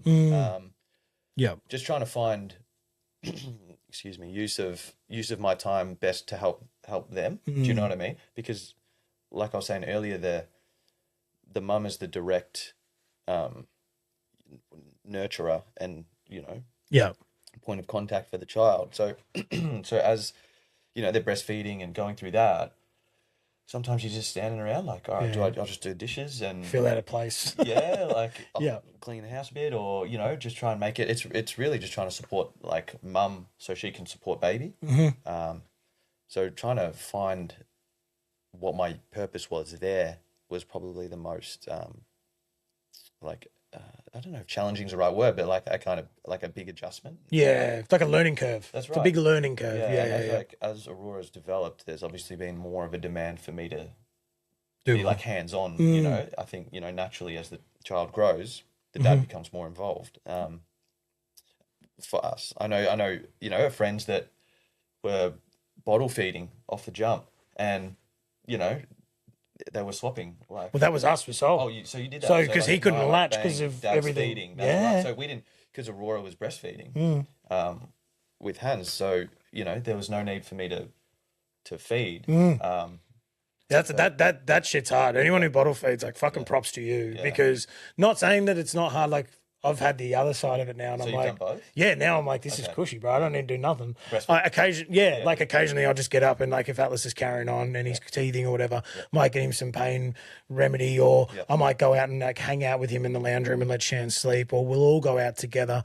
But with Sol, like, it was fuck. That's why I ended up going and I spent a fortune on, like, sterilizers and fucking bottle. Like, I ended up buying, like, an espresso machine for formula, because I was like, I ain't making this shit at 4 a.m, because it would get to a point where you'd neglect all the bottles, and then at 3:30 in the morning, I'm out there and I'm like, No bottles. washing bottles, and then, like, waiting for him to dry, and then you panic because the bottles haven't dried enough yet and he needs to feed. Oh my God, I'm going to give him fucking meningococcal or some fucking rare disease from the bottle not being dry because it's not sterilized fully. And you start going through all these fucking things, man. But you do feel out of place. That is a major adjustment. Like, Huge adjustment. knowing your role, and, like, one of our mutual friends called me when he was having his first, and he said to me, like, any advice? And I was like, the hardest thing is the relationship. That's my view. Right. I think, I mean, I could be wrong. I mean, we were put in an adverse situation, but the relationship through childhood and parenthood is the biggest challenge. The kid stuff's quite simple because, like, I don't know for you, but for me, it comes quite natural. Play with the kids, be that silly one, wrestle them on the floor, do whatever. But when it comes to, the other relationship stuff, and I've always said it, like, it's not a competition, but it sure as shit feels like a competition. Right. At times. Like, well, I've had I've had, partner. You know, there's going to come a point where your partner goes, well, I've had the, like, you know, just, I don't mean, like, I've had Aurora all day. Yeah. I just need a break. And you're like, well, I've just worked all day. So you're like, you know, and at times it can feel like a little bit of tug of war, but it's having, I mean, I think we're both lucky. We've got wonderful partners who are supportive, but I can definitely see how that takes a toll on a lot of relationships. Absolutely. But I think, you've got to be communicating with each other, I think, is point A. That makes a big difference. And the more you support lady, the more lady is going to support you. You know what I mean? So if you're there for her when she needs a break, like, she's going to be there for you when you need a break. 100%. And I think it's just having that awareness of, like, okay, I have worked all day, but she's, you know, had a tough one with the child. And exactly, she hasn't had a breather. It's been go, go, go. You know, we've got 2 cats and a dog. And some days it's a lot. Like, it feels like a farm, you know, with like Aurora's running around, and she's free spirited, so she's like, she's running, man, just doing whatever she wants to do and having a good time. And then, you know, if she might be tired, there's, you know, like, might be more of an emotional day for her. And then you come home and it's like, I'm just like, I just need a breather, I just need some time. Like, all right, cool. Like, I'll take her. You do your thing. Like, have a moment. I'm trying to actually do more of that for her because of, you know, like, the dynamic that we're in now, you know, Aurora being a little bit older, trying to give Hans a little bit more time for herself. It is. It's hard. It's like, you got to wear that selfish hat and the unselfish hat, and the balance of that is, I don't think we ever get it right. But it's like having these conversations and, like, sitting here with you is nice because it's refreshing to know that other people feel and have the same, I wouldn't call them grievances. I would call them hurdles for sure. That they they overcome. You know, and I think everyone's experience is completely different. Like, whether you've got one kid, you know, you can't, I've always been a believer, you can't, like, comparison is like the devil to happiness. You know, like, if you're constantly comparing and, like, you know, you can look at it, like, I did this for a while when I think when you had Aurora and you ended up going on a few holidays, and I remember saying to Shan, I was like, you know, I love him so much, but like, fuck him because he can go and do that. I heard that on the yeah, one of the episodes of Poddy, I was like, oh, shit. and no, but it wasn't like a aggression thing. Like it's like I love him so much or whatever, but like fuck you, like you can go and do that, and like I can't. Yeah. But then I started to like, man. then I started to think, you know, and I didn't want to shy away from that feeling, but I also didn't want to like, and I do the same with other people now. Like our friend Kev's got a kid, and like he's a beautiful boy, but like I fucking see him at a wedding out in the sun with the little one, and I'm like, fuck you. Like yesterday in the city was chaos for us. Like even just crossing it, like we went from shade across the street crossing in the light to the shade again, and like Sol's screaming, his hat's come off, he's going through this stage where he's triggered by sound, so he wears these noise cancelling headphones, so like you know, it's sort of like, well, do you want your headphones on or do you want your hat on? Like, can you bear the noise or can you bear the glare? And like it's like constant, man. You're allowed to feel those ways, so too, like I don't, you know, I'm not bothered in that sense. If you have that feeling, you're allowed to feel that way. You know what I mean? Like but what I was getting at is like, my life, you have to live your life in that sense. Like it's but what I'm getting at is like, I just like from that point I was like, I can't compare. Like, and I'm happy for you. What you said, what did you say? It was like comparison's the devil to joy. Right. So I heard similar thing like the other day, and it was like comparison is the thief of joy. So like same thing, but it obviously takes you away from. Well, because you're trying to live in someone else's shoes. That's right. Like I can't look at you and go like, if you're going to compare, you would sit there and go, okay, they're on holiday. Like we can't do that, but I know how hard Jay works. I know he juggles so much. He's got this that going on, that going on, blah blah. So it's taken him a long time to save that amount of money to go to this and and like. If you break it down like that, it's like, well, why am I even comparing? That's it. Yeah, Like exactly. it's all relative, right? Exactly. Exactly, man. Like, but yeah, that's the one thing. Like you that's what I learned anyway. Is like you can't compare to other people's experiences, and that's why I think a big driver of like why men and fathers and all that and you know mothers to a degree are feeling so much down in the dumps, like depression, struggling, is because now everything we do is compare. Like, you know, you go on Instagram, it's just just a comparison session. It's like, look at Jake, like he's sitting here now living his best life. It's like, well, no, I'm not. I'm in constant pain. My back's fucked. I want to we want to buy another house. I can't afford it here. So how am I going to afford it here? But how am I going to pursue this podcast stuff full time? Like that's not the dream. No, you just see people see 45 minutes, 2 hours, hour and a half, whatever of a conversation and think, oh, look at him. But and it's that's why I think people see the results of the hard work. A lot of the time they don't see the hard work. 100%. They don't see you putting work in the gym. No, but they'll see you, you know.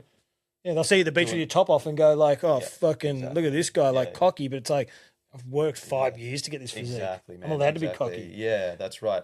But I think with that stuff, it's like you don't want to be keeping up with the Joneses in the sense. Like you've got to have some form of, self-regulation when it comes to the socials and things like that. 100%. As much as we go, oh, that's awesome. I wish I was doing that. I wish that might have been my lifestyle. But you just say, hey, whoa. Like rein it in a little bit. 100%. Like, what am I doing? Yeah. You know what I mean? Well, what am I doing to get there? Exactly. So like, what am I actually doing? Like, you can sit there and compare whoever you want. And like, we're all guilty of it. Don't get me wrong.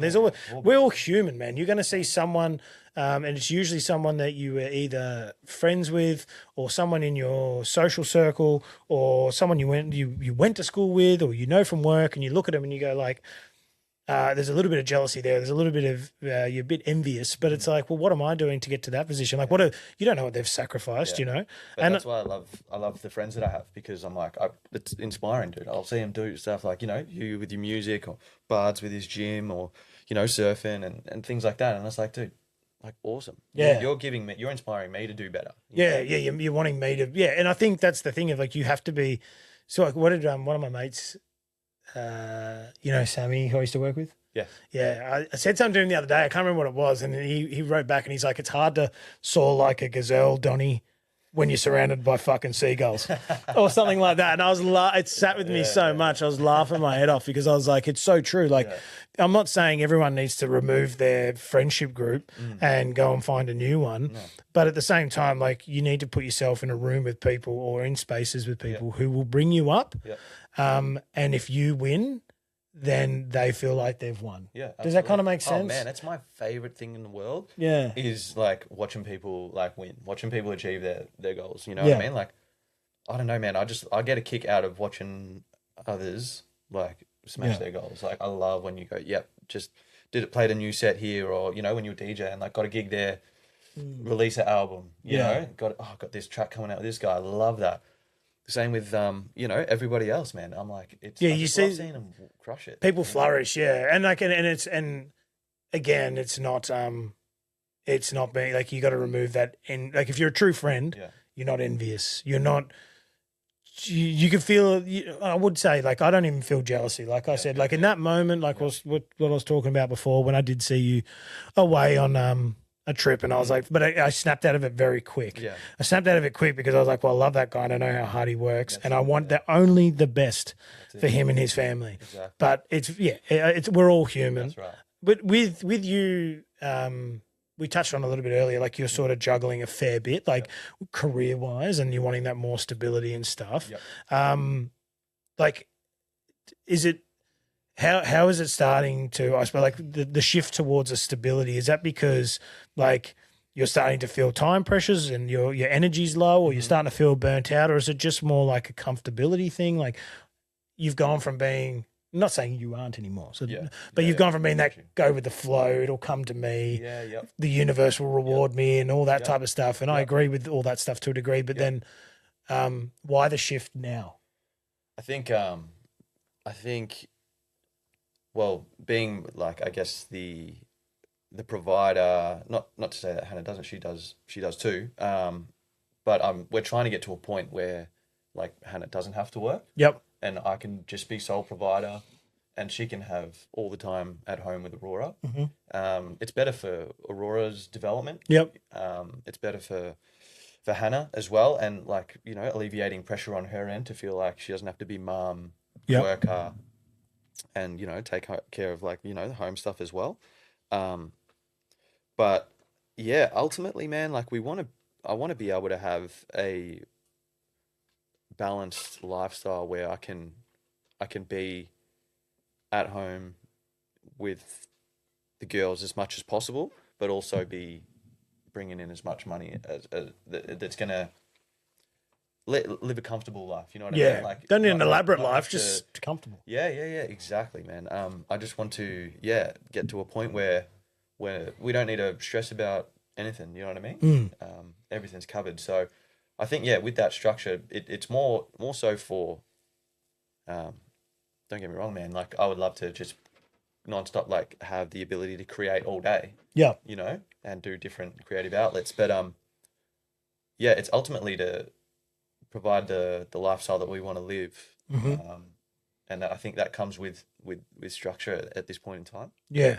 And talking about the creative stuff, like, you've always been a creative guy, like, whether it was through, like, there was times where I saw you doing artwork and drawing, you still do now, or it's the photography and it's the music, and it's even like, I find, like, you know, the skating stuff's still an art form. It's absolutely a sport, but it's an art form. It's something, you know, I still remember Bignell Road, car park above Morley Reserve, you having two skateboards and having one at the front, one at the back, and doing a trick. And there's me with my longboard, like, looking like I'm about to break my fucking neck. And I remember looking, being like, this dude's, like, so talented in that.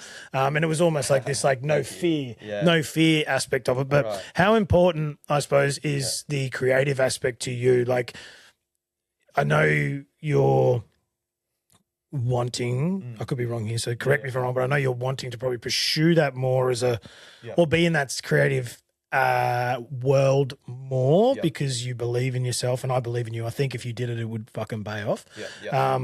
But do you feel like right now, do you get enough of that time for you? And like, if you, like, how important is it to you? It's hugely important.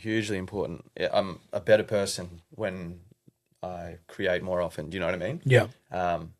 And I think that it's a stress reliever. You get in like flow state and stuff like Yeah. that. And it's almost like you feel, I think like paying attention to how you feel when you do things is really important. And whatever makes you feel good inside Yep. when you're doing it is something like try and follow. And I find that, when I am creating, like I do feel genuinely good and genuinely happy, and life's problems seem minuscule, you know what I mean? So it's hugely important, man. At the moment, I don't feel like I'm getting enough time from it, just with the demand of working. But I'm shifting that perspective into motivation and trying to use that to fuel the flame. Yeah, to go cool. harder and go further and be able to actually like carve out those times for that stuff. You know what I mean? Yeah. But it comes back to time management too. Like the conversations I've had with hands at home, like, okay, work, do the normal duties that we need to do. And then, okay, what does that creative side look like? And what are you going to do? How are you going to do it? So I think with structure comes a little bit more of like the freedom Yep. to do so. I'm not just kind of 100%. like flying by the seat of my pants how I used to, like, Yeah. what am I, You got to be it's more a intentional. Tuesday night, all right, I don't really have anything on. What am I going to do? It's like exactly going in with a bit more purpose and intention, like helps a lot.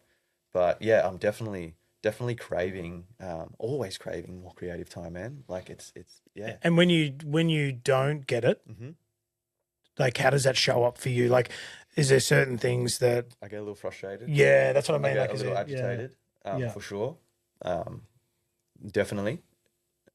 It's like a little niggle, you know what I mean? And like an internal niggle, like, hey, it's like a thing in the back of the mind. It's like always like, hey, you need to go create, you need to do something like that, blah, blah, blah. Yeah. Yeah. But honestly, like the way I deal with that as well, if I can't be creatively expressive, I find like movement is a big help. Yeah. Some form of daily movement. Yeah. Like I try and implement. And that like not only like dealing with the, say, like not getting that creative outlet, but like all life's kind of like stresses. Like I find I use 100%. like movement to help. Whether it's like yoga at home, try at the very least to do some each day. Through it could be lifting weights, going for a little run. Yeah. And then skateboarding as well, man. Like, those are the outlets that I try and use. Yeah. And honestly, like as a kid who grew up skateboarding, like it's that specifically is a huge like stress reliever in itself. And some, depends, like because you're only going to worry about the board, yeah. Well, like that's surfing, right. it'd be like surfing. That's right, man. Worrying about what Exactly. waves coming. Like surfing's amazing too because you're in the natural elements and you're in the water. And I'm connecting with nature. I don't know because I'm never been you in the Iron Man suit that time. Yeah, that was amazing. Fucking SeaWorld instructor. But honestly, like being on the board is a huge like I'm a huge advocate for it. Like I guess like getting into the coaching stuff, it's amazing for a kid to skate and get the movement right, and you're getting the physical workout and things like that, but also the alone time that you can have with the board goes like such a long way. It's just you kind of just you and the board. Yeah. You just focused on nothing else matters. On that. That's right. Again, like the outside world kind of diminishes, and you're just focused on this. So yeah, finding that early in life was a big plus for me, and still to this day, sometimes I'm like, man, I just want to go for a skate, like just roll. Don't have to do anything gnarly. Just got to go enjoy myself and enjoy my time, like it. Some headphones on and just enjoy it. Things like that. Yeah, absolutely. Yeah, I know, but like, I get like that. But you handle it. From what I'm hearing, you handle it so much better than I do, man. Like, I feel like I fucking dude, like, and then like I'm my mind doesn't stop. Yeah. Like my mind ticks and ticks and ticks and ticks, and it doesn't stop. And when I don't get that creative, I'm very, which is what I'm working on, is being patient and responding and not reacting to everything in life. But I know when it comes to like I'm not getting filled in that regard. Yeah. So what do you tend to do? Like, I'll just be like, just implode. Oh, I'll just be like, fuck this, man. I'm selling all my shit. Yeah. Like, Yeah, I don't got a have few of time those for it. texts, Like, what's the point of me doing it if I can't even go and do 10 minutes and this and that? Yeah. But then I start to realize it's no one else's fault. It's just how I handle it. So, like, working really hard on, responding. Do you find like going to the gym and that like is helpful? Yeah, A lot of people find like the mental health side of things is really helpful with like gym and weights or running or something like that. Like, does that? I do. I find it's been a massive struggle since being injured because I couldn't do gym for such a long time. Now I'm back in the gym, but it's like not the gym that I would be normally doing. It's all like trying to do core stuff, walking on the bike, shit that I avoided, which is probably why my back's fucked. Right. So like it's almost, but I find it a new challenge because it's stuff that I wouldn't normally do, and I've really got to be go in there and do it with the right intention for my back. And so I do enjoy gym when I was full swing at it. I'm big on structure and a schedule. So like even now being off, I'll still set my alarm for 5 a.m. And try and be at the gym by 5:30. Some days I'm just like, hey, I don't have to wake up at the moment for work, so I'll have that sleep in. Great, like I kind of did this morning, knowing we were coming here, but I still went to the gym and then came here. I'm actually reading the 5 a.m. Club at the moment. Yeah. Well, you need to like. I find I'm very much a morning person. By the time I get to, and I was finding this at work too. I think my problem is I've got so much that I carry. Personal life stuff, mental health stuff, which is, not putting it on him, but the whole soul thing. I've never processed it, man. I've never I am starting to now, and over 4 years I've gotten better with it, but I never really processed it. I've sort of carried it a lot. I get burnt out very quickly because I'm always working extremely hard. And juggling that is like, I always get burnt out. I had no energy, especially when it came to the afternoons. Like I've spoken about it before. Like I'm the most motivated man at 5 o'clock in the morning, 4 o'clock in the morning, whatever. But when I was working full time, when I was working full time and on stressful jobs or stressful job sites and running high stakes projects, by the time it got to 9:30 in the morning, I fucking hated the world. So. That's something I'm working on at the moment. It's getting better with that, getting more energy into the body. I've changed my diet. So primarily now I've just started having carbs again, but I was like eating just like meat, eggs, cheese, and like Greek yogurt, not have honey and berries and stuff, but like no salads. Now I've just started having some rice and stuff because I felt like I was getting burnt out. I'd capped it where I needed to be for that diet or that change. Now I'm like, well, I need to have some rice. So it's like, whatever, but some slow release carbs for energy. But we're like going back, I suppose, to the creative stuff. Like I feel all my frustrations about everything else comes out when I'm not being creative. Right. Does that make sense? Yeah. It helps regulate your... Yeah. So when I'm not being creative, everything else comes out, which is what I find extremely, for sure. Extremely hard to manage. So similar, like better person. I'm a way better person when I'm creative. Like if I could do this every day and I could sit down every day, it doesn't have to be with a guest. I mean, I do enjoy the guest stuff. I would love to have a guest all the time. But if I could sit there every day, do this, potentially move into some public speaking, coaching type roles, running courses for people, whatever it may be. If I could do that every day, I'll be fine. Because like I said, when I finished earlier in the piece, when I finished doing this type of stuff, I get such a kick out of like now I get to go home and edit. And like obviously the hard part for me is I don't enjoy the editing side of things. Right. Yeah, that is Excuse me. Same with photography, man. It's like you shoot photos and then you go, all right, got to edit go through 1,000 photos to find top 100. Yeah, 100%. But what I'm finding with this is I'm enjoying the challenge of what works and what doesn't work. So like trialing different things on social media, trialing different ideas for reels or carousels or whatever, like that brings me joy. So if I could be creative like that every day, and you get it, you get it down pat. It's like you are working, and I'm not scared of work. Like, you know me, I've worked hard for fucking 15. I don't know anyone that's worked those kind of hours more than you have, like Dude, 60, like 70 hours. yeah, like It's WA, wild, man, it was like 80, 90 hours a week during it's COVID, and it crazy was talk, dude. fucked, and like had no time for anything. But I mean, but you keep thinking like, oh, once I've done this, I'll have a house and I'll be happy, and it doesn't bring you happiness. Yeah. But I found like, yeah, this creative side of things is definitely making me really happy. But if I don't have it, like that's why I need to keep the momentum. Right. Keep the momentum going with this podcast, because if I miss a week or two, I'm very much that person to start going, well, I've missed 2, maybe I missed 3. So now I'm going to push episodes out to fortnightly so people can actually take them on board, listen to them, which means I've got to work harder on the social media side of things, but that's a lot easier to do. But like, I relate to that too, man. Like just like big on momentum as well, like building on momentum, and continuing that. I find that a lot with like, say, just working out and stuff. You know, you get into a zone, man. You just don't want to Keep it stop. going, 100%. turning. Yeah. With obviously having to be creative is giving a lot to yourself. Yeah. Because that's what fills your cup. But which I said earlier in the at the start, like you've always been someone who's given a lot to others. And I find when I give a lot to others, I lose a lot of myself. Okay. Yeah. That's me. Yep. I don't. And it's not because I don't get anything in return. I think it's a beautiful thing, and it's a noble thing to help other people and give a lot to others. Yep. But like I said, you've always shown up for everyone else. Yep. So does that like? No, that's all right, man. It's one thing I applaud you on. You always have. Yeah, thank you.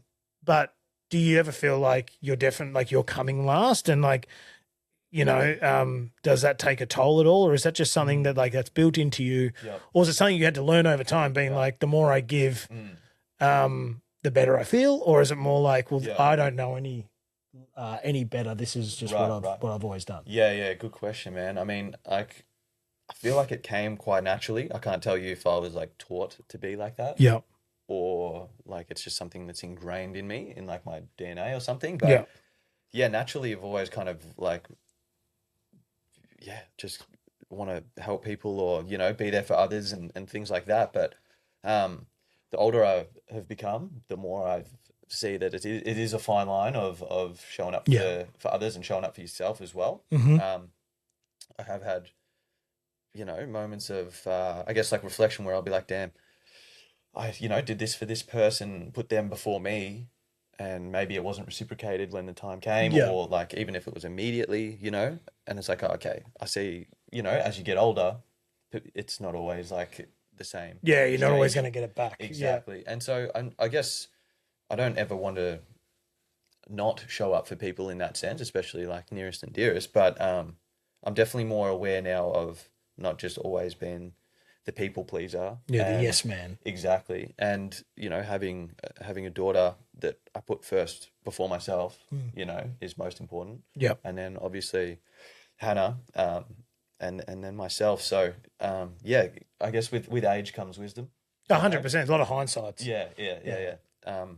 So yeah, as time goes on, I've found like I'm probably saying yes less, and it's okay to say no at points too, you know. 100%. Like then, and I was a people pleaser for a long time. Yeah. When we were younger, which you would have seen. Yeah. You know, and I was always the one that would do shit that people wouldn't do and get a laugh even out if of it was people. like impactful on yourself, and you might not even see that immediately, like, oh, but yeah, after repeated efforts of that, you do say, oh, okay, this is impacting me because I'm not actually putting myself first, and it's not a selfish thing. Well, I think the thing that was the big flip for me personally when we were younger was probably there was a time where one of our mates was talking to a girl, and he liked that girl. Yeah. She didn't like him, but she liked me. Right. I liked her, so I ended up like getting with her. The love triangle. Yeah, and instead of, I suppose, everyone hearing my side of the story, and these are people that I'd given all my time to.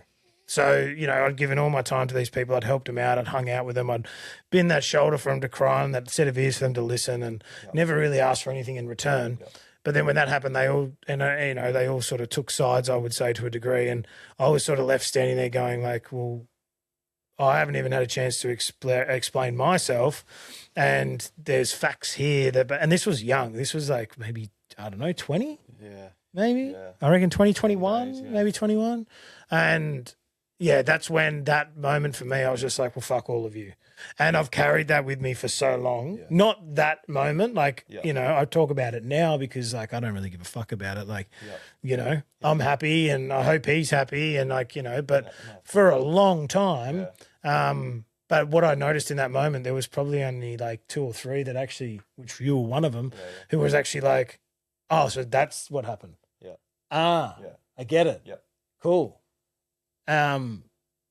Like whatever. Yeah, like you're still my yeah, mate. I still that's love it, you. yeah. Whereas a lot of them, and it was hurtful because a lot of them were people that I actually had a lot of time for and love for. But now it sounds terrible. Like I don't have any fucking time for. Yeah. So like, and I know you still hang out with a lot of them, and I wish them all the best. And it's no resentment. I don't hate them. I want that to be clear. No, but they all know that. But and what sparked it for me was when I became a parent and everything happened. Yep. They all came out of the woodwork. Yeah. And I was like, you haven't fucking checked on me in how many years? Sure. So, well, like, I'm not going to tell you about my son. Yeah. I'm not going to let you into my world now. Right. Like, fuck you. I'll see you at stuff and I'll cuddle. Yeah. I'll give you a hug. I'll shake your hand. I'll touch base. There's no hard feelings. Yep. But at the end of the day, I'm prioritizing this now and myself. I'm not fucking worrying about any of you.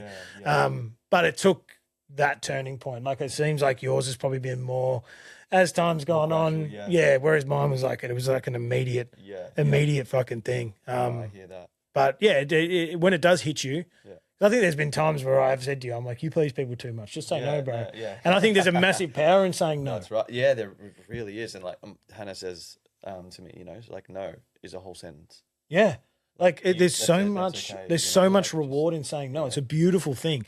Obviously, don't say no because you know me now. I'm like, nah, I don't want to go to that. Nah, fuck that. I don't want to see that person. Nah, why am I going to go there? It's filling their cup, not mine. But you know, you pick your battles and stuff. But that's it. It's nice to hear that you've sort of, for me personally, I like seeing the growth in people. So you noticing that it is okay to say no is fucking awesome. Yeah. That's it. And then I suppose like leading into that would be heading into like we've touched on the provider, you know, being a provider and versus the person and what it looks like when you know you might feel like you have to sacrifice parts of yourself to provide, and we've touched on all that type of stuff. But more heading into the future, like what do you actually want for your future? Like what does that kind of look like? That's a good question. I want a big piece of land. You know, I want to be able to grow veggies. That's right. Have our own, you know, little food growing. And then be able to basically, I guess, have my own business, work for myself, and not be governed by like, you know, the outside world, going to work for somebody else in that sense. The ultimate goal is just to have my own kind of you know, creative outlet that financially supports us. And be able to have Hannah's you know, business. Yeah, her business going, her you know, healing modalities and things like that. But yeah, a nice big piece of land where we can be, you know, living outdoors a lot, you know, a lot of outdoor living, connecting with the nature and like that. Are you working like there's always things in the background people don't see. So and they will never understand, especially the older generations. I mean, I'll speak about that quite a fair bit, where they are sort of like go get a cushy job that, you know, pays benefits and fucking deal with it because we did. But there's things, but there's things that you're obviously working towards. So what are the things or working on? What are the things that you're working on that no one would really see?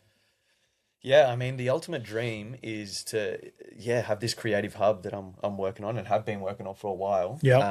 It's funny because I first had the inception of the idea in like 2020. So it's been obviously quite a slow build, but I'm at a point now, like I've been saying to you, where I'm backing myself more and trying to grow this to a point where I can move into it like a full-time role. And that's Seeds Studios. Exactly. So Seeds is Seeds is my business, is my creative outlet. Seed Studios, and that's like the tree, right? Seeds is the tree, and then Seeds has branches. And each branch is like a different kind of outlet that I want to be hitting. So I've got my photography and like the media side of things. And then I've got my like the music that Yep. you know, like the beat production and things like that. Yeah. And then the other thing that I want to work on in the background that I'm kind of putting some groundwork in at the moment is like the design work and stuff that I want to do, like soft goods and some hard good stuff. Yeah, nice. So, you know, move into, I guess, like some apparel and things like that. Like woodwork type stuff, or Woodworking, Yep. yeah. So I've shaped a few skateboards and would love to eventually have an exhibition, you know, Mhm. and have some art that people can buy. Yep. But yeah, that's pretty much the ultimate goal. The ultimate creator And lifestyle. yeah, exactly. Well, yeah, I mean, honestly, like a brick and mortar shop one day, like would be cool. Like, you know, a place where people could come. Yeah. There's artwork to buy. There's some, you know, some clothing. Your there's music's a recording playing. studio. There's a photography studio. Yep. And like a little mini ramp. People can just come skate. Yeah. That's yeah, like you gotta, and the thing is, people won't see what's going on in the background. Like people will just keep saying, Yeah. like, I know all of this, Yes. and I'm like, true believer. I'm like, Yeah. do it, man. I Like, appreciate it. fuck, Thank you. bro. Like, Yeah, if you yeah. need any help Yeah. or whatever, but because like people don't realize that like what you're trying to do is like everything works hand in hand. Then, Yeah. so like your photography and media Yeah. stuff Yeah. then complements your beat making Yeah. because your beat making goes over the video. So you're killing There two you go. birds with one Exactly. stone. And that's And then another thing. and then the like, other way of it is like, That's right. well, I've got this apparel, Yeah. I've got this like woodwork stuff. I'm going to skate one of my boards in my apparel Yeah. with my music over the top yeah. through my media Yeah, company. It's yeah, like, yeah, man, exactly. but people will knock the hustle until Of course. they see like, how do we, like people, I've read something where it's kind of like, they won't applaud you on the come up. Mm. But once you're there, they won't stop clapping. Right. Oh, that's nice. Yeah. You kind of know, so like, yeah, you know, yeah, absolutely, whereas yeah. like when I see it, I'm kind of like, I would appreciate how hard you've worked for I it. think the process and the journey is the best part. Like, 100%. excuse me. I keep reminding myself at the moment, like, this is the journey, like we're on at the moment. Like, I'm trying to enjoy the process of like it still being something I'm reaching for. Yeah. Because there will come a time where we achieve it or we get there, and I'll be like, oh yeah, remember how like I used to spend all those nights in the studio at home trying to Yep. Rattling your tweak brain. this thing or Yeah. like draw this thing or edit this way, you know what I mean? And yeah, and that'll be a point of reflection at some point. So I'm just trying to remind myself that to enjoy the process on the way up. But yeah, ultimately, like you said, having the ability to shoot photos and then combine that like as a, you know, maybe artwork for music or you know, draw and then put it on a piece of clothing. Combining those mediums is like where I get a lot of fulfillment. I'm not someone that can go, and at points, dude, I wish I was that kind of creator. That there's just like, oh, I'm just a guitarist. Yeah. All I That's do is play guitar. Yeah. And I get good and at I'm it. just the master of that. Yeah, exactly. Yeah. But for me, man, my interests kind of like spread, and you know, I am interested in shooting photos and how like capturing light work. You know, I am interested in music and how to do that. You know what I mean? 100%. So it is a balancing act, but yeah, I think ultimately, combining it all, which is the ultimate goal, dude. Yeah. And I think it's like you said, the journey is the most beautiful part. Like speaking from where I do my music, which, you know, you've always been a supporter of, like, I think some point Best this DJ year, in Melbourne. like, I mean, I'd love to get back into that as well. Like, that's why I've been recording those little sets on my music page or artist page. Yeah. But I think it's this early. I think it was like when I looked last, timeline would be early this year to mid this year, maybe a bit later. I'll have to verify it, but it'll be like total of 1 million streams. Yeah, awesome, dude. Congrats.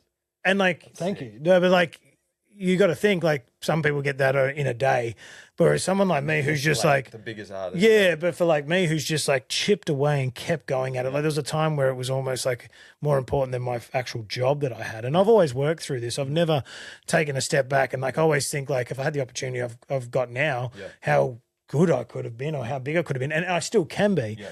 But I look at it now and I go, the journey it's taken me. Well, Shan and I have been together 10 years.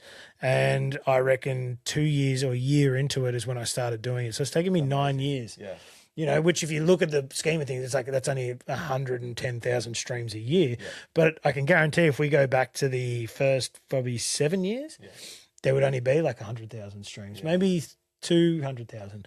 All of a sudden in the last few years, because like, you know, you start to understand that releasing quality over quantity. You start to realize who you are actually marketing to. And I probably don't put enough time and energy into that page and my creative side as much as I should, like I do with this, but I will. But like, yeah, just sort of like, with the journey side of things, you have to enjoy this journey, because all I ever wanted was, I want a song to hit 1 million streams. Now it's not one song, it's all my library, but that's still taken a lot of hard work and dedication to get to that, which is what a lot more than a lot of artists who do it will ever get to. 100%. But it takes time. More streams than most people. Yeah, but it takes time, and I think that's an important message. And like, it's, on this podcast I talk, and I've got it written even here, like, progression is greater than perfection. Like, it's a massive thing. Yeah, those little steps. Yeah, and to the bigger picture. Yeah, and trusting the journey. Like, like I've said a few times, like, the walk isn't always going to be 1 foot in front of the other beautiful. You're gonna have to go back sometimes to go forward. Or zigzag, maybe. 100% sidestep, crab walk. Who fucking cares how you get there? But you have to. You'll get there no matter what. It's just about being, like, really focused and intentional on who you want. Whether that's becoming the best version of yourself as a father, whether that's becoming the best version of yourself as a man, whether that's becoming a good friend or a good employee. Like, some people put all their time and energy into their career, and that's completely fine. Yeah, absolutely. Like, if that's what gets you going, go for it. Yeah. Probably start heading towards probably the end of it. Yeah. The end of the walk. Yeah, the end of this walk anyway. Yes. But like, we've stayed mates for 20 years. Yep. Or over 20 years. Yep. What do you think has kept our friendship so strong for so long? Yeah, man, that's a good one. Dude, just showing up for each other, bro. Yeah. Like, just being there, you know what I mean? It doesn't have to always be the face-to-face thing. The phone calls go a long way. Yeah. Tapping in, honesty, and support, bro. Like, just support your mates, man. Like, if they're, whatever they're doing, just support. If they're selling something, buy it. Do you know what I mean? If they're creating something, get around them, like, just show up for your mates. Even just share it, like, talk. Yeah. Sorry to cut you off, but I'm just saying, like, it's it, even that thing of, like, sharing stuff, like, like, we're so quick to, like someone who we don't know stuff. For sure. And like you're saying, we're buying stuff. Like, we're so quick to go and buy a T-shirt from, like, some store in the city. But if your mate's making something, okay, it might not be the greatest looking garment at the time, but just buy it. Support the dude. That's it. Or support her, like, whatever it is. Absolutely. I agree with you. Yeah. So I think, just spending time, talking, checking in, and just do fun stuff, like, with your mates, like, we've got countless memories, that, like, hold so closely. That's a whole other episode. Yeah, exactly. We don't need that. But we've been on a journey, man, and I'm stoked, bro. Like, I want to continue the journey, and you're family now, bro. So it's it's you've cool. been family for a minute, but our children are cousins, so, like, we've got a long journey ahead, bro. 100%, man. It's so nice having people in your corner to. Like I said, like, sometimes you just need people in your corner who are as batshit crazy as you are. Yeah. And I found that, like, I've been that person probably for you, and you're that person for me, where you feel like you need to stop and you need to move on and don't do that anymore. But then you got that person in your ear, kind of like the angel and the devil on one shoulder, but instead you've got your mates on your shoulders going, no, keep going. And that's it. Moving into your fatherhood journey, what kind of dad do you want to be for Aurora? And I suppose, what do you want her to know about you when she grows up? Like, wow. Yeah. Okay. That's a good question, man. Honestly, I just want to be a safe place for her. You know what I mean? Someone that she can always, come to, be comfortable, and talk to life, talk to about life, I guess making the home environment something that she loves and wants to be at, always feeling like she can express herself however she feels, you know what I mean? Keeping that purity and fun-spirited energy. Just I guess, like, trying to be the best role model for her, leading by example, it's just why, like I was saying, like, the movement thing and being active at the moment is just something that I'm trying to implement hugely, because I want to be there and showing her like, let's get up, let's ride or walk. We go to the park, ride the bike, skate, whatever it may be. Like I want her to see that activeness and be an active kid, is where longevity comes from. Eating healthy, eating clean. Saying, dude, manners, respect, gratitude, give thanks for, our meals and everything like that. So probably just leading by example. Just want to be the best human I can be for her, which is ultimately for me and everybody else, Yep. Creating that safe That's home. beautiful, man. Thank you, bro. That's I think that's the thing. It's setting like the bar high for it. Yeah, but I think it's that thing of like the man you are is who they want to become, or in her case, is probably the man that she wants to settle down with. Yeah. Like she will want a man with the same morals as her father, or a man who was, active and fit and committed to his partner and all that type of stuff as her father. Hugely, man, hugely. Yeah, absolutely. And I think that goes a long way. Like them watching how your relationship is, like she might say something that's like out of pocket to Hannah, or like, like say rude, or, no, you know what I mean? Like, like, hey, no, thank you. Yeah. Let's use our manners. Let's, make sure that's point of reflection, because I don't treat your mum like that, And like, it's okay to feel. Yeah. But like if she saw me yelling at Hannah or something like that, she'd think that that's the way, you know what I mean? So 100%. No, just leading by example with all that, for sure. And if you could speak, this is one thing I want to try and start asking more guests. Okay, yeah. But if you could speak to yourself in 5 to 10 years, what would you say? Speaking to my future self. So if but before. So if you could go back 5 to 10 years ago, okay, like so not the future. Okay. Like sorry, I probably worded that wrong. But if you could speak to yourself 5 to 10 years ago, okay, yeah, what would you say to yourself? I'd say back yourself in, man. Move with confidence, and take more risks. Continue to lead with love, I guess. Like and I would definitely just say back yourself in and chase those dreams. I probably took my sweet time to start chasing my dreams. You know, like I probably should have put the foot on the gas a little earlier. But I'm here now, can't change the past, so that's why I'm trying to go as hard as I can now towards that goal. But I'd probably say move with confidence, back yourself in, lead with love, and amazing. Yeah, I'd be the same. Have you got one? Should we go yours as well? I suppose, mine would be pretty similar. It would be more probably use your time more wisely and follow your passions. Yeah, I wouldn't really, like you can't change the past. that's right. Yeah. So you've just got to move forward. But if I could I would probably be just make smarter choices. Probably more financially, because I didn't make a lot of smart choices financially when I was younger. But I wouldn't change my experiences that I did have for the world. But I would just say be more wise with your time and follow your passions. And I think that's what I'm trying to instill in my children. And I want them to be able. I've said it to people before. If they want to go and play the pan flute, I'll buy you a fucking pan flute, but for the next 6 to 12 months, invest every bit of time you've got into the pan flute if that's what you want to do. And then if it changes, obviously if it starts to get to a point where it's like, costing me an absolute fortune and they haven't picked what they wanted, but at the same time, it's trial and error. Yeah. Like none of us really know what our